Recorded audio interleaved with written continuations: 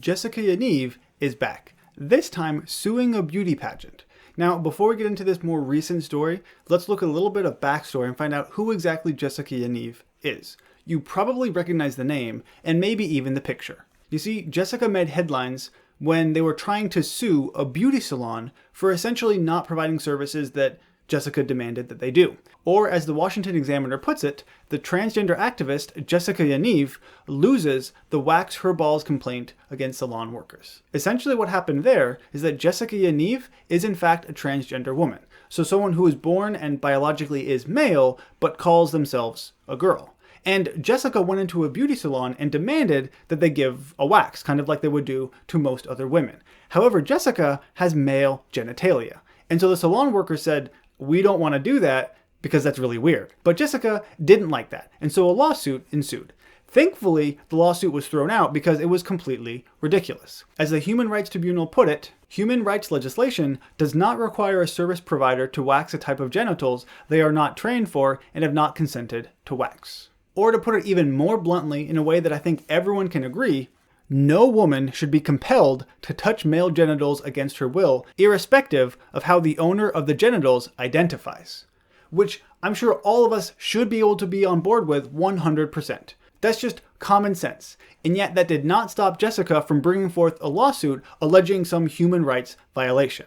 Now, as I said, that lawsuit was thrown out, and thankfully so. However, just earlier this year, Jessica decided not to give up, but instead to bring forth a civil lawsuit against those same salon workers. So even though the initial lawsuit was thrown out, we now have the possibility of a second lawsuit where Jessica is trying to earn $12,000 for some reason. And in case that's not enough information to show you why Jessica Yaniv is a horrible person, consider the fact that there is quite a bit of evidence showing that Jessica is in fact a predator against young girls. I don't want to get into that too much because I would like YouTube to monetize this video. Perhaps that's already out the window and it's not going to happen, but if you want to learn more about this specifically, go ahead and check out the sources down in the description below. Jumping back to what we're actually supposed to be talking about today is the lawsuit that Jessica Yaniv brought against a beauty pageant. You see, in Canada, there was a beauty pageant and Yaniv was tentatively accepted. But the pageant has a rule that only genetic females or transgender women who have fully transitioned are allowed to participate. And Jessica, as we have already discussed, for some reason because we've already talked about Jessica's genitals, has not fully transitioned. So because Jessica has not transitioned, Yaniv is not allowed to participate.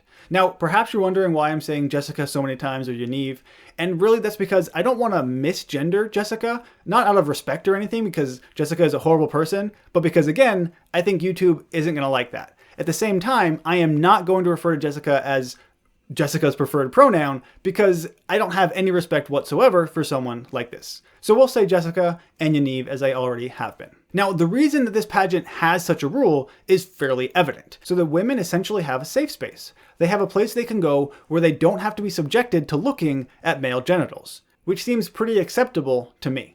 The beauty pageant said specifically that for reasons of safety and security, it is imperative that biological women and girls and fully transitioned transgender females have spaces where they can associate free from the presence of individuals with male genitals. That doesn't seem like too much to ask now, does it? You just want one location where you don't have to look at penises. Like, it's really not that big a deal. And yet to someone like Jessica, it's a huge deal. You see, Jessica is now suing the beauty pageant for $10,000 in damages for, quote, injury to dignity and feelings, and wants the Human Rights Tribunal to rule that organizations cannot refuse service to someone based on their genitals. Now, this is obviously completely different from you going into a restaurant and them saying, before we serve you, let's see what type of genitals you have. That's not what's going on here at all. It's a beauty pageant, and they are certainly allowed to have their own rules, requiring that you be a woman first and foremost, or at least a fully transitioned transgender woman. And more importantly, perhaps we should be asking why Jessica actually thinks that Jessica has any shot in winning this beauty pageant. I mean, not to be too mean about it, but Jessica is not very pretty on the outside or on the inside.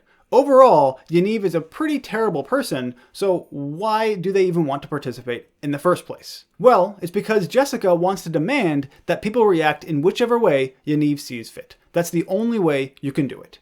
And this is my issue and many people's issue with the transgender movement and transgender activists.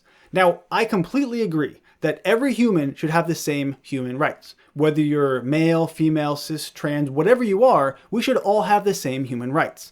However, Jessica is demanding rights that I do not have and I don't want to have. I don't want to have the right to go into a beauty salon and demand that they wax my genitals. If they don't want to do it, they shouldn't have to do it. That's just an awkward situation for everybody. But Jessica thinks that they are above the law or they have more rights than the rest of us should have.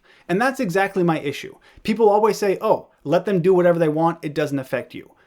And sure, this hasn't affected me specifically, but it has certainly affected other people. We've already seen that. Jessica is like a walking lawsuit. One thing happens and bam, lawsuit. Next day, another lawsuit. So it's very evident that just letting people do whatever the heck they want, it can influence other people. And that's where we have to draw the line.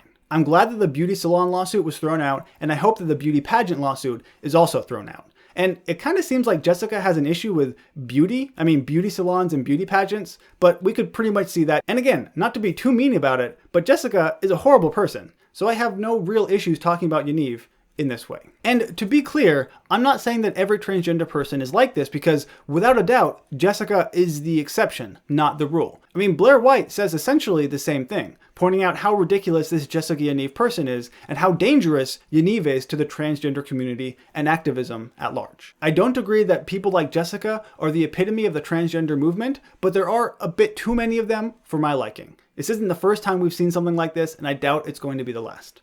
But hopefully Jessica doesn't win, and certainly won't win the beauty pageant. Thank you for watching, sharing, and subscribing. Make sure you leave a like and a comment, and don't forget to check out some of my other videos that maybe you haven't yet seen. As always, thank you for watching, and I'll see you next time.